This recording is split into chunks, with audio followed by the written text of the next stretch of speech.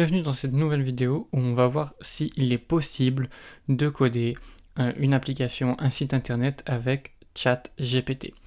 Là, on a différentes versions de ChatGPT. J'ai ChatGPT+, donc j'ai différentes versions. Il y a la version par défaut qui est ChatGPT, donc GPT 3.5, qui utilise GPT 3.5.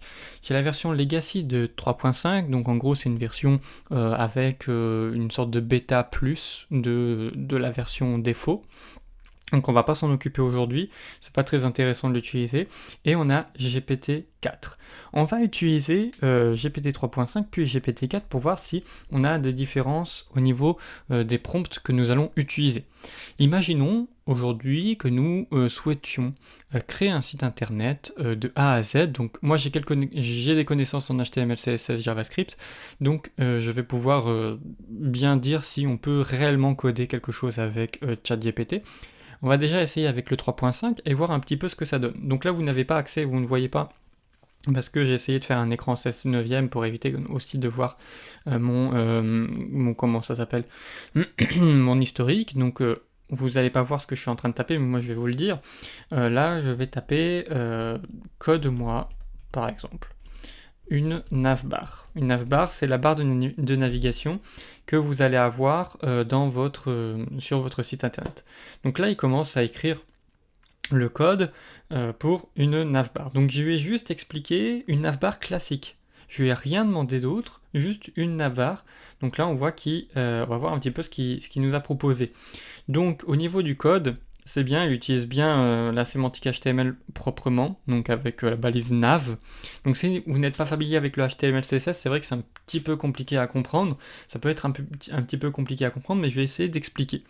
En HTML, vous avez de la sémantique, une sémantique assez logique, où vous allez pouvoir utiliser des balises qui veulent dire quelque chose. Donc les balises section, les balises nav. Donc par exemple là, la balise nav, c'est pour la navbar, tout simplement. Donc la barre de navigation au-dessus de votre site, tout en haut de votre site, vous savez.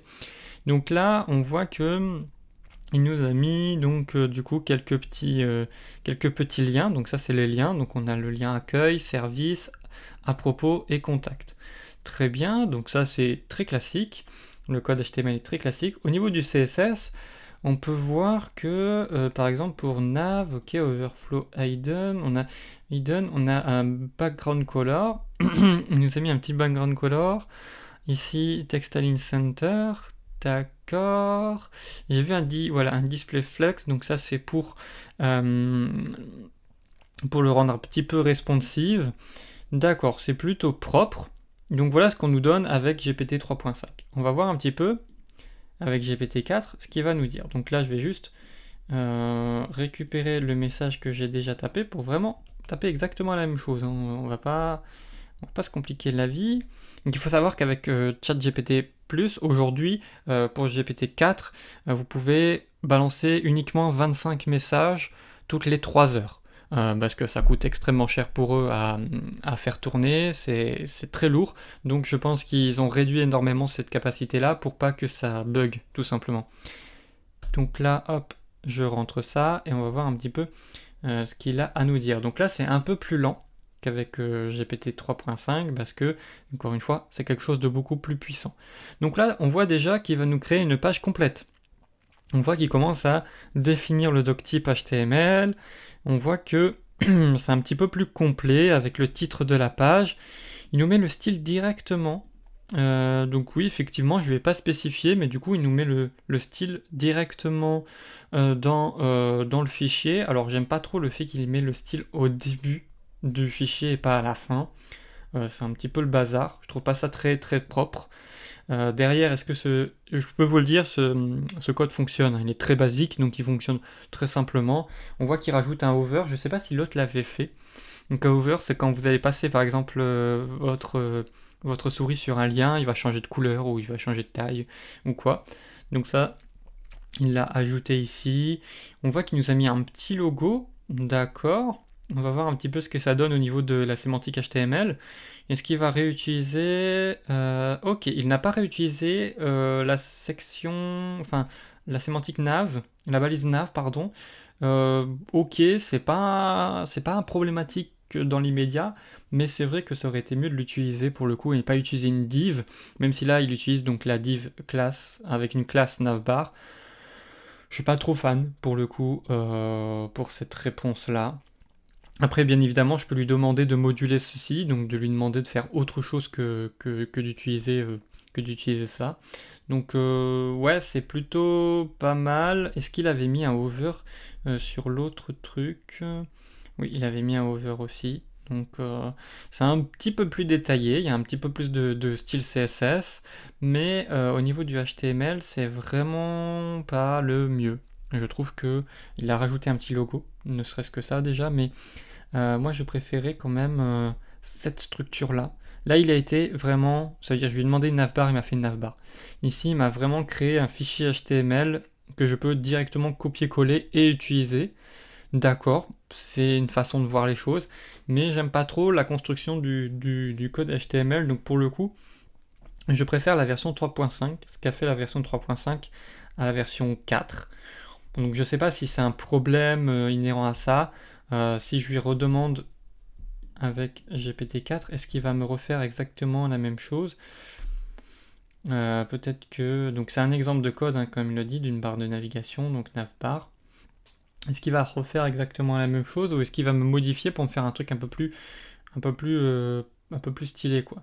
Ok, donc il recrée le fichier HTML très basique. D'accord. Ouais. Ouais, je sais pas. Ok, donc il remet le style, il refait la même chose. Moi, je suis pas fan. Moi, je préfère vraiment cette version-ci, même si elle est plus simple que l'autre. C'est-à-dire qu'il y a il y a moins de CSS et le HTML n'est pas utilisable directement comme ça, hein, parce qu'il faut il faut écrire le fichier quoi, complet, comme l'a fait ici GPT-4, donc avec la balise HTML, le head, le header, etc. Donc je suis plus fan de cette version-là que de la version créée par GPT-4, mais vous voyez que il peut quand même nous sortir du code que vous pouvez après évidemment modifier à votre guise, mais il est possible avec ChatGPT de l'utiliser pour coder. Est-ce que derrière, il va résoudre des problèmes plus compliqués? Moi, d'expérience, je peux vous dire qu'il peut résoudre des problèmes un peu plus compliqués.